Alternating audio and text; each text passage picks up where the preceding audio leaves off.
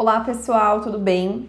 Hoje eu vim falar com vocês um pouquinho sobre a endometriose, que é uma doença extremamente comum nas mulheres em idade reprodutiva, mas que nem todas as mulheres conhecem e sabem o que é.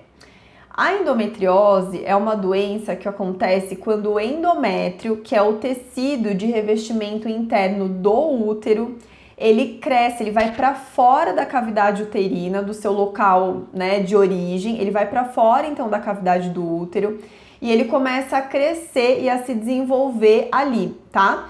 Então, quais são os locais mais comuns onde o endométrio se desenvolve e cresce, né? Isso a gente pode considerar toda a região ali do abdômen, incluindo ovários, trompas de falópio, a superfície externa do útero, a bexiga, o revestimento da cavidade pélvica, e a gente pode inclusive encontrar focos de crescimento do endométrio, né, em mulheres que têm endometriose, inclusive nos intestinos, no reto, no colo do útero, na vagina e até na vulva.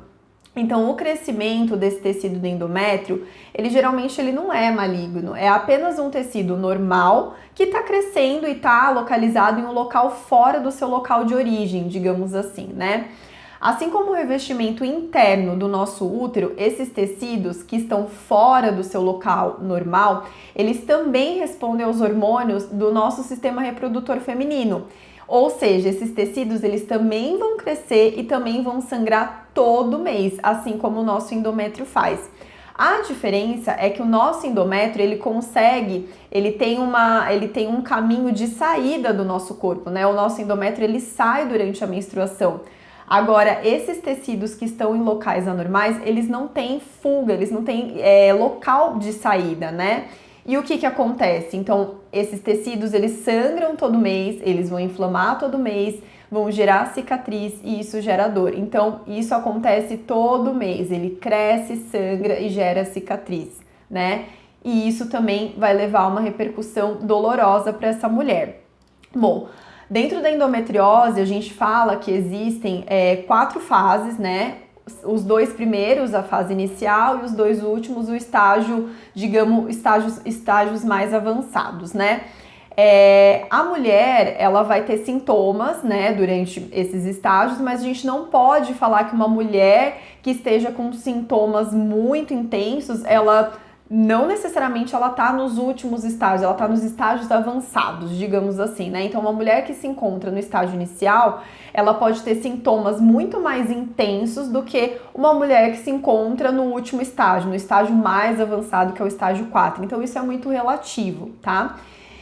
E os estágios, eles vão ser muito baseados dependendo da localização desses tecidos, né, da quantidade, da profundidade, do tamanho dos focos endometrióticos.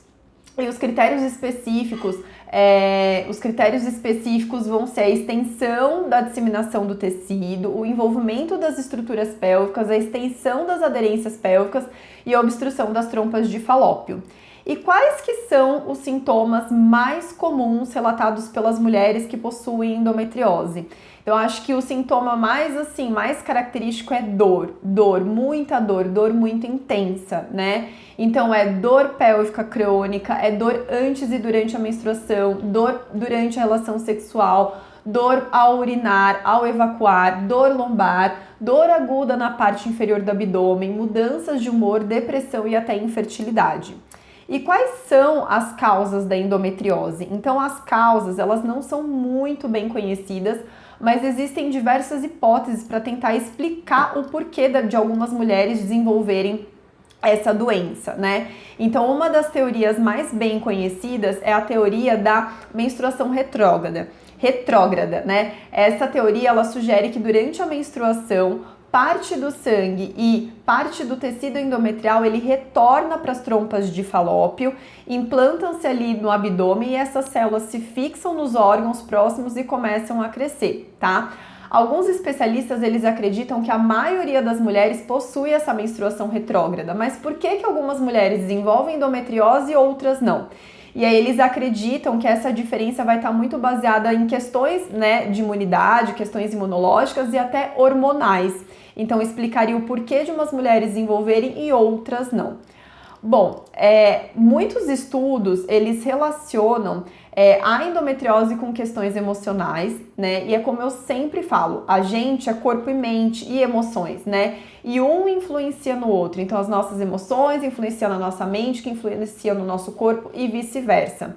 Então, alguns estudos, eles mostram que a catastrofização nessas mulheres que possuem endometriose, ela tem um papel muito importante na experiência de dor.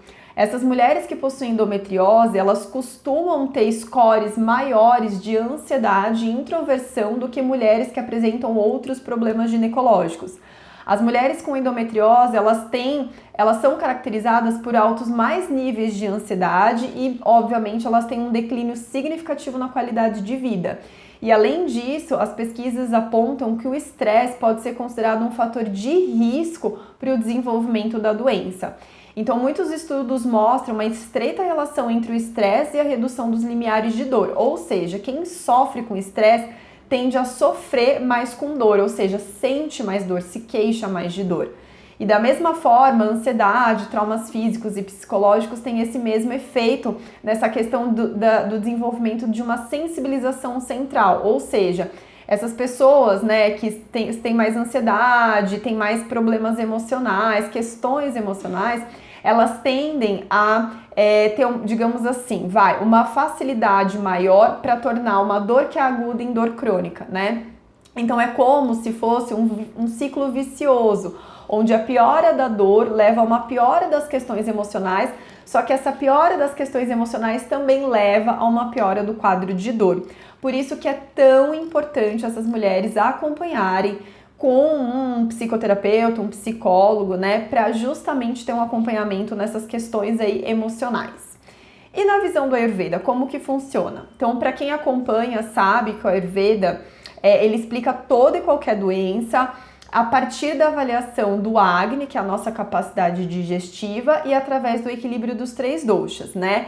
Então a gente sabe que quando o nosso Agni não está bom, ou seja, quando o nosso corpo não está conseguindo digerir adequadamente os alimentos, a gente tem um terreno muito favorável para desenvolver qualquer doença. Se o nosso corpo não consegue digerir adequadamente os nossos alimentos, aquilo que a gente está ingerindo, provavelmente vai haver formação de ama, que são como toxinas, né? Então, ama é tudo aquilo que não foi digerido. Quando a gente não consegue eliminar ama, essas toxinas do corpo, ama começa a se acumular no corpo, começa a circular pelo corpo e pode se implantar ali em tecidos mais frágeis e pode desenvolver diversas doenças e também levar ao desequilíbrio dos nossos doshas, né? Bom, quando a gente pensa em Ayurveda, a gente pensa em dosha também, e a gente sabe que toda e qualquer doença vai ter o desequilíbrio de um ou mais doshas. E na endometriose a gente encontra o desequilíbrio dos 3 doshas, então os 3 doshas estão desequilibrados. E como a gente sabe isso? Então, o acúmulo de células e o aumento do tecido do endométrio, ele vai ser justificado por um desequilíbrio de dosha kapha, que está muito relacionado com o crescimento de tecido, nutrição, estrutura. Todas as inflamações que acontecem na endometriose, que é uma característica muito forte dessa doença, pode ser explicado pelo desequilíbrio do dosha Pitta, né? Que é um dosha que a gente sabe que quando está desequilibrado pode provocar inflamações pelo corpo. E a endometriose, ela possui uma característica muito forte de muita dor, e a gente sabe que onde tem dor, existe dosha vata desequilibrado. Então o dosha vata ele vai estar desequilibrado devido a esse quadro de dor, né? E devido também ao deslocamento do tecido endometrial para fora do seu local normal, do seu local de origem, né? Que seria a cavidade uterina mesmo. Então, os 3 doshas, eles estão desequilibrados nessas mulheres, certo? E aí a gente pode, e vocês podem estar pensando assim, mas qual que se desequilibra primeiro, né? Então a gente sabe que o dosha vata, ele é o dosha que mais tem facilidade para se desequilibrar. Então ele é o que mais se desequilibra facilmente, seguido do dosha pitta e por último o dosha kapha. Então provavelmente o primeiro dosha que entra em desequilíbrio é o dosha vata e posteriormente os demais doshas se desequilibram, mas é o que eu falo assim, né? Isso é de uma forma na teoria, né? É sempre importante na prática a gente ter um terapeuta, né, que avalie essas questões e avalie individualmente cada paciente, porque cada caso é um caso, né? Então, quais seriam as causas da endometriose segundo o Ayurveda? Então, como causas da endometriose, a gente poderia citar situações que agravam, ou seja, que aumentam o dosha vata no nosso corpo, né? E a primeira delas e mais importante é suprimir as urgências naturais, ou seja, você segurar o seu xixi, você segurar o seu cocô, você segurar gases, né? Tudo isso é fortemente não recomendado para fazer pelo Ayurveda, porque isso leva a um agravamento de vata muito importante. E vata agravado, desequilibrado, pode gerar uma série de outras desequilíbrios pelo corpo e até dos outros doshas, né? Então, uma constipação frequente ou uma constipação crônica também seria um fator de risco. Ingerir alimentos excessivamente secos, amargos e frios, excesso de exercícios. Lembra que vata é o dosha do movimento, então um excesso de exercícios, né? Ou também a gente pode aí até colocar uma falta de exercícios, né? Poderia levar aí o desenvolvimento aí de um desequilíbrio desse dosha, certo? E até os horários irregulares também, para refeição, para dormir, para acordar, para as atividades. O dosha vata é um dosha que precisa de horários regulares, de uma rotina bem estabelecida. Então, esses horários mais bagunçados também podem levar a um desequilíbrio desse dosha, certo? E qual seria o tratamento no Ayurveda, né? Então, o tratamento no Ayurveda ele vai depender muito do que o terapeuta encontrou ali na avaliação dos doshas, né? E lembrando que a gente não trata a doença, a gente trata o paciente, a paciente no caso. Por isso que não existe uma receita de bolo, né? Então, mas de uma forma geral, o tratamento ele vai ser baseado em eliminar a ama, quando a ama existir no corpo dessa mulher, aumentar a capacidade digestiva, reequilibrar os doshas através da alimentação, orientação de rotinas, atividade física e etc. Então, pacificar o dosha vata é algo muito importante dentro do tratamento, mas a gente não pode esquecer dos outros doshas também. E também é muito importante a gente avaliar como que tá a capacidade digestiva dessa mulher, tá? A gente também utiliza muito da fitoterapia, que auxilia muito nesses casos, e aí ervas que tenham uma atuação e que sejam ervas que tem uma capacidade de nutrição ali do sistema reprodutivo feminino também são muito importantes para auxiliar. E a gente também não pode esquecer de levar em consideração e avaliar as questões emocionais, né? E indicar um acompanhamento com um psicólogo aí, com um terapeuta, né? Então, equilibrar, se a gente conseguir equilibrar o dosha vata, a gente já vai conseguir estar atuando aí nas questões emocionais, como ansiedade, estresse e preocupação excessiva. Lembrando que esse dosha, né, em desequilíbrio, ele causa essas questões emocionais aí que eu citei, tá? Então, por isso que um tratamento ele é um tratamento complexo, né, pelo envolvimento dos 3 doshas. É um tratamento que ele deve ser um tratamento integral, porque a gente sabe que tem questões emocionais, questões físicas, né, psicológicas, mentais. Então, é um tratamento com uma abordagem integral, né? E é o que eu falo, os medicamentos e a cirurgia também pode até fazer parte do seu tratamento, né? Mas a qualidade de vida que você vai ter vai depender só de você. De uma mudança no seu estilo de vida, uma mudança na sua alimentação, uma mudança nos seus hábitos. Então, isso vai depender muito da sua dedicação, né? E das suas escolhas diárias que você faz, né? E só reforçando mais uma vez que o tratamento ayurvédico ele não deve substituir o tratamento médico, mas ele deve complementar.